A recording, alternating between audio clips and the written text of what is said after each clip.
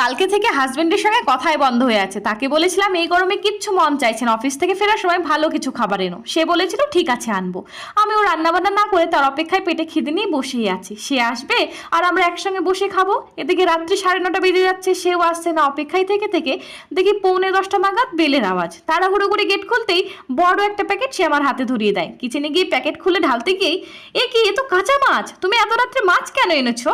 সে বলে তুমিই তো বললে ভালো খাবার আনতে, তুমি তো মাছটাই বেশি ভালোবাসো, তাই নিয়ে এলাম।